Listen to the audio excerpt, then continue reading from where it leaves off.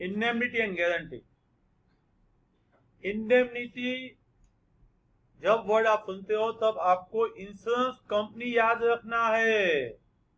आप जो bike scooty vehicle चलाते हो उस व्हीकल का इंश्योरेंस लेते हो, इसकी वजह से आपका व्हीकल कोई चुरा के ले जाता है, कहीं आपका एक्सीडेंट होता है तो उसका जो डैमेजेस है, कंपेंसेशन है, एक्सपेंसेस है, चार्जेस है, कॉस्ट है, वो सब इंश्योरेंस कंपनी आपको रिइंबर्स करती है। It is a contract of indemnity. Friends remember that indemnity का लिटरली वर्ड का मीनिंग क्या होगा? Security against the loss. आपने गाड़ी किसी का साथ ठोक दी तो आपको लॉस हुआ, उसके सामने आपको इंश्योरेंस कंपनी सिक्योरिटी प्रोवाइड करेगी। आपकी गाड़ी बाहर पड़ी थी, कोई चुरा के ले गया, उसके सामने इंश्योरेंस कंपनी आपको सिक्योरिटी प्रोवाइड करेगी। And to make good the loss, दोनों का सेम ही मीनिंग हुआ। आपको लॉस हुआ है वो भरपाई करेगा, वो आपका पे कर देगा। That is insurance company. To make good the loss क्या है? To make good the loss and security against loss. और तीसरा मीनिंग है कंपेसेट द पार्टी। पार्टी को कंपेसेट करोगे, कौन सी पार्टी को? Who has suffered some loss। तीन वर्ड है, security against the loss, to make good the loss and compensate the party who has suffered some loss. ये हमने जनरल मीनिंग और वर्ड्स का मीनिंग देखा। अभी हमारा कॉन्ट्रैक्ट एक्ट का सेक्शन 124 वो इंडेमनिटी कॉन्ट्रैक्ट को कैसे डिफाइन करता है? क्या बोला है देखो, contract by which one party promise to save the other party. Indemnity एक कॉन्ट्रैक्ट ही है, एक पार्टी दूसरे पार्टी को सेव करने का प्रॉमिस दे रहा है। किसमें से? लॉस कॉस्ट टू हिम, उसको जो नुकसान हुआ है उसमें से आपको बचाएंगे। Either conduct of the promisor himself और conduct of any other person. देखो ये एक्ट की डेफिनेशन क्या बोल रहा है आपको? सेक्शन 124 बोल रहा है एक पार्टी दूसरे पार्टी को प्रॉमिस कर रही है तुझे जो नुकसान होगा वो नुकसान मेरे से होगा और किसी से होगा, वो नुकसान मैं तुझे भरपाई करके दे दूंगा। जो भरपाई करने का बोल रहा है वो प्रॉमिसर है, वो इंश्योरेंस कंपनी है। नुकसान हो रहा है तो एक्स को हो रहा है, एक्स को इंश्योरेंस कंपनी से और थर्ड पार्टी से कुछ भी नुकसान होगा तो वो नुकसान पे करने का रिस्पॉन्सिबिलिटी जो दे रहा है, प्रॉमिस जो कर रहा है, that will be the contract and such contract will be indemnity contract. कौन से वर्ड इंपोर्टेंट थे? एक पार्टी दूसरे को प्रॉमिस दे रही है, किसका? उसको नुकसान पे करने का। नुकसान कहां से आएगा? आइदर प्रॉमिसर और थर्ड पार्टी, आइदर प्रॉमिसर और थर्ड पार्टी। यहाँ पे एग्जाम्पल दिया है, पढ़ने के लिए एक्स कैम्ब्रिज यूनिवर्सिटी में जा रहा है। Cambridge university funded by Indian government है। उसने कॉन्ट्रैक्ट किया था 5 साल में, यहाँ आने के बाद 5 साल तक जॉब करना है और नहीं किया है तो रिइंबर्स द एक्सपेंस करना है। लेट मी सी, मिस्टर एक्स है, मिस्टर एक्स क्या कर रहा है? गवर्नमेंट के साथ कॉन्टेक्ट कर रहा है।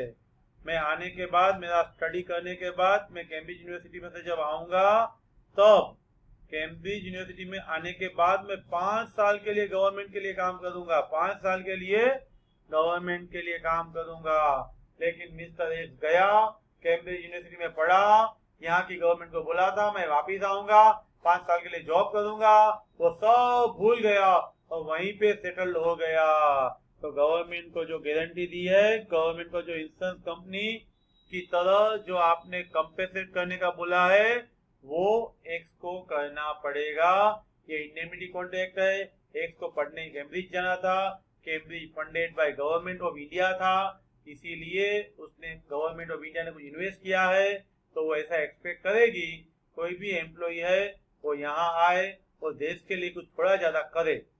इसीलिए गवर्नमेंट ने बोला था पढ़ने के बाद 5 साल के लिए आपको आके जॉब करना है। आप नहीं आए तो गवर्नमेंट ने आपके लिए जो कैम्ब्रिज में एक्सपेंस किया था वो आपको रीइंबर्स करना पड़ेगा। एमबीबीएस के बाद इंटर्नशिप करने का भी यही लॉजिक है। लेकिन कौन सी पार्टी होती है इंडेमनिटी में? Let me see, there are two parties in the indemnity. सबसे पहले इंश्योरेंस कंपनी, वो प्रोमिसेस टू आइडेंटिफाई, जो प्रॉमिस कर रहा है वो promises to identify other party from the loss. दूसरी पार्टी को लॉस से बचाने का जो प्रॉमिस दे रहा है, इंश्योरेंस कंपनी एक्स को लॉस से बचाने का प्रॉमिस दे रहा है, तो हम इंश्योरेंस कंपनी को बोलेंगे आइडेंटिफायर। इंडेमनिफायर है वो इंश्योरेंस कंपनी है जिसको आप लॉस में से बचाने का प्रॉमिस दे रहे हैं। Party who is promised to be saved, जिसको आप टू बी सेव्ड कर रहे हो, और इंडेमनिफाइड है और इंडेमनिटी होल्डर है। जो बचाने का प्रॉमिस दे रहा है वो इंडेमनिफायर, जिसको बचा रहे हो वो इंडेमनिफाइड एंड इंडेमनिटी होल्डर। वही चीज चार्ट में भी बताया है। फायर यानी जो प्रॉमिस दे रहा है, सेव द अदर का प्रॉमिस दे रहा है, और टू बी सेव्ड जिसको आप बचा रहे हो वो ईडी आइडेंटिफाइड। जो बचा रहा है वो फायर, एंड जो जिसको बचा रहा है वो फाइड और होल्डर।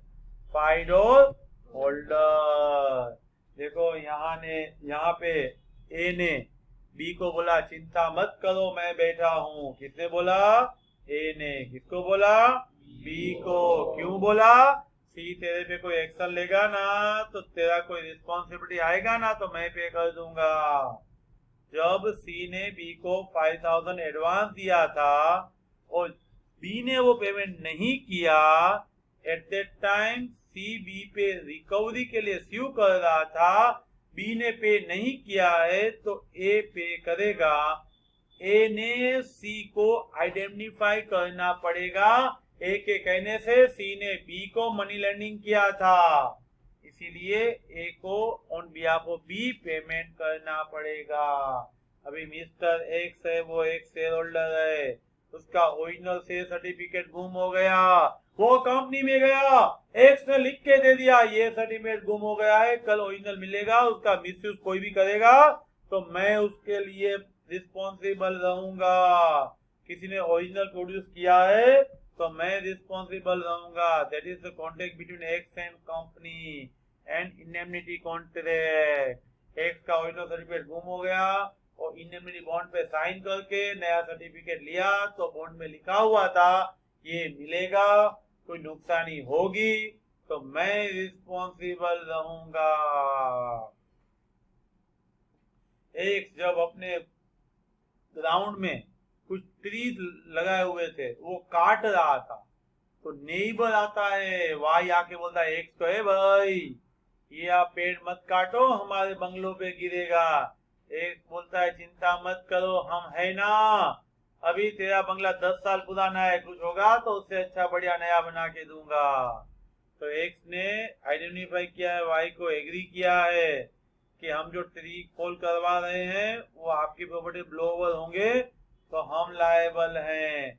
वाई की फेंसिंग डैमेज हो गई तो एक्स लायबल रहेगा, वाई की फेंसिंग डैमेज हो गई तो एक्स है वो लायबल रहेगा। Next analysis. एनालिसिस क्या होता है? एनालिसिस वही चीज का सिर्फ रिवीजन होता है। नेक्स्ट भी सी क्या बोला है? Compensate to other, make good the loss to others.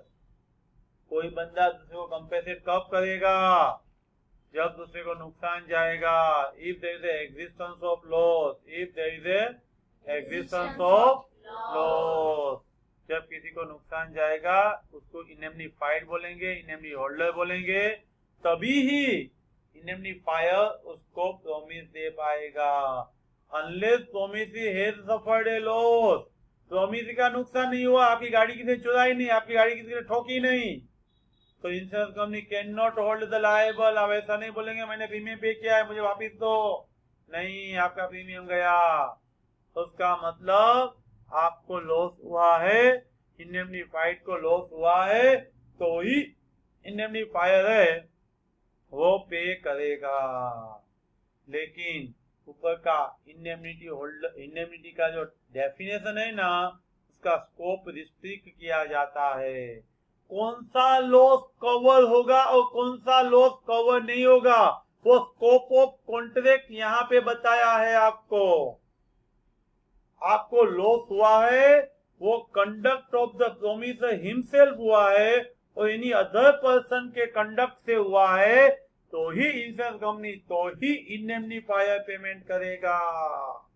लेकिन कौन सा लॉस नहीं होगा, कोई पर्सन की वजह से नहीं हुआ है, natural event, natural calamity, act of God की वजह से आपकी गाड़ी है वो अर्थक्वेक की वजह से डूब, आपकी गाड़ी है वो डिस्ट्रॉय हो गई, ऐसा कोई नेचुरल इवेंट है, एक्ट ऑफ गॉड है, तो उसका इंश्योरेंस कंपनी पे नहीं करेगी। Oh my God, OMG, act of God. Act of God के लिए इंश्योरेंस कंपनी रिस्पॉन्सिबल नहीं है, पर्सन की इवेंट के लिए, कंडक्ट के लिए सिर्फ इंश्योरेंस कंपनी रिस्पॉन्सिबल रहेगा।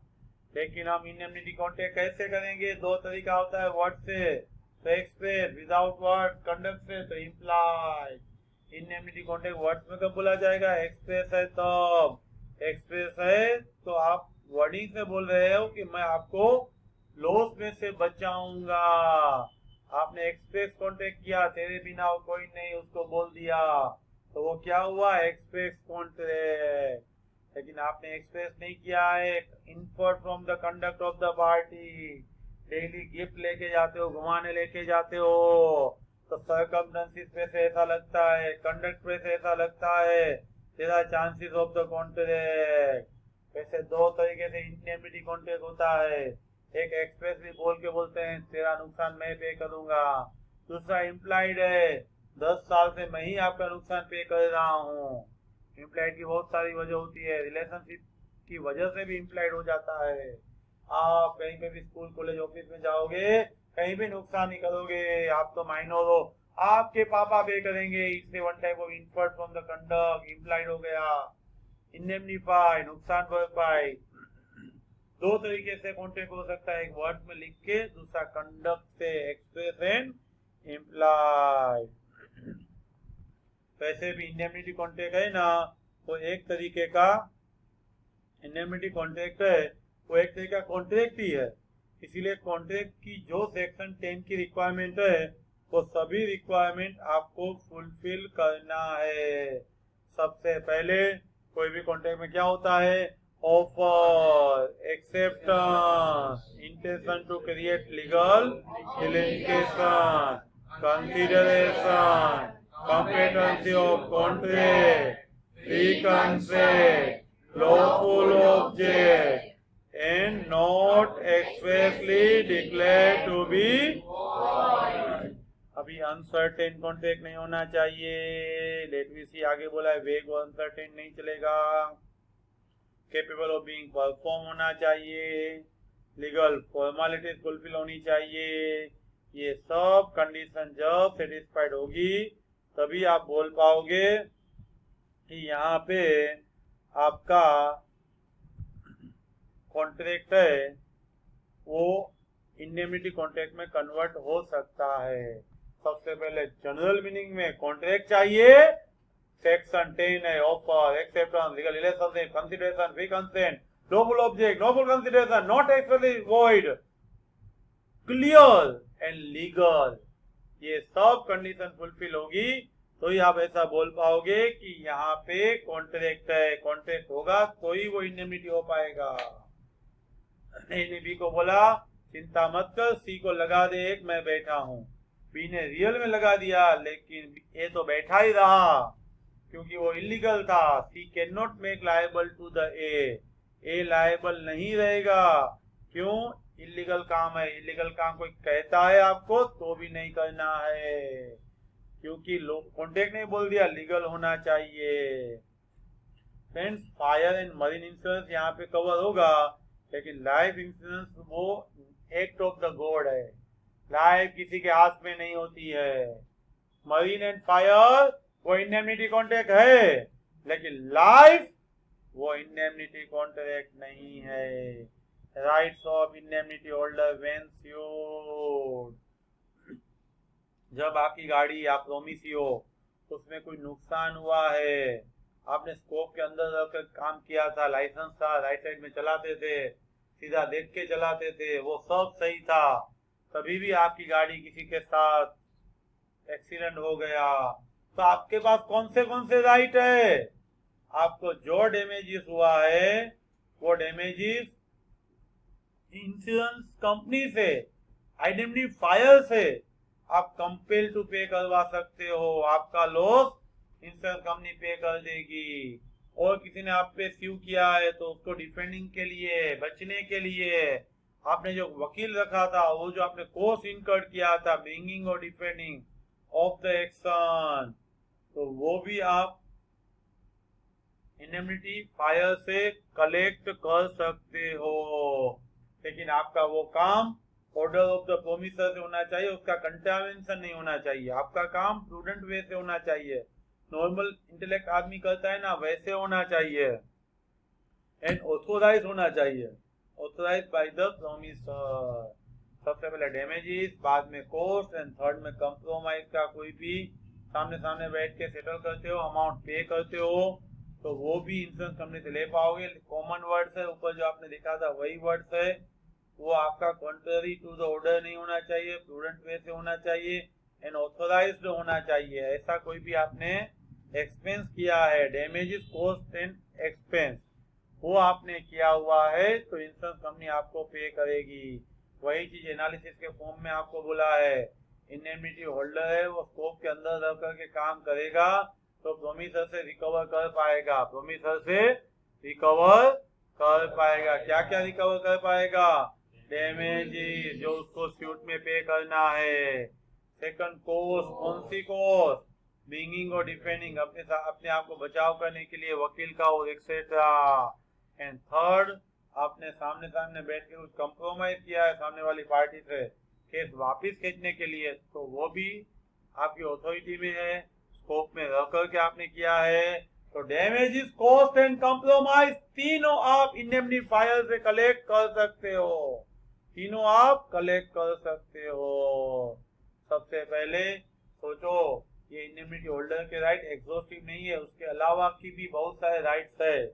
ऊपर बताए हुए राइट्स के अलावा भी इंडेमनिटी होल्डर के एब्सोल्यूट राइट्स रहेंगे। वो फायर को बुलाएंगे, उसको जो नुकसान हुआ है वो उसके पास से कलेक्ट कर पाएंगे। देखो इंडियन कॉन्ट्रैक्ट एक्ट तो साइलेंट है कि इंडेमनिटी फायर के राइट कौन से हैं, लेकिन वो सिक्योरिटी के जो राइट है वही इंडेमनिटी फायर के राइट है, सिक्योरिटी के राइट है वही इंडेमनिटी फायर के राइट है। इंडेमनिटी फायर की लायबिलिटी कब कमेंस होगी? हेलो, जब होल्डर की लायबिलिटी स्टार्ट होगी ना, तभी इंडेमनिटी फायर की लायबिलिटी स्टार्ट होगी। फ्रेंड्स देखो, ये एक्ट में प्रिस्क्राइब नहीं किया है, जुडिशियल प्रोनाउंसमेंट में बोला है, कोर्ट में बोला है, केस स्टडी में बोला है कि इंडेमनिटी फायर की लायबिलिटी कमेंस कब होगी?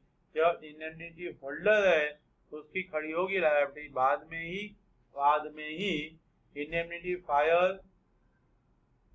की लायबिलिटी स्टार्ट होगी। Liability first arise to whom? Indemnified, and बाद में indemnity fire. Let me see example 6। X ने प्रॉमिस किया है एक्स को कि एनी लॉस हुआ है तो मैं पे करूंगा, suit against the Y, Y के सामने कुछ भी स्यू है तो ए पे करने के लिए रेडी है। एक्स ने वाई पे स्यू किया है, वाई नहीं पे कर रहा है, तो ए के पास से कलेक्ट कर पाएगा, ए के पास से कलेक्ट कर पाएगा। रिपीट दैट, ए ने एक्स को प्रॉमिस किया था कुछ भी नुकसान हुआ है तो मैं पे करूंगा, कोर्ट ने ऑर्डर दिया है एक्स को कि तो वाई को पे कर दे, एक्स एक के पास से कलेक्ट करके वाई को दे देगा। फ्रेंड्स बने रहे मेरे साथ, हर एक टॉपिक के डिटेल वीडियो मिलते रहेंगे, रिवीजन में काम आएंगे। बुक सामने रख के पहले से सुनिए तो ही समझ में आएगा। Thank you very much.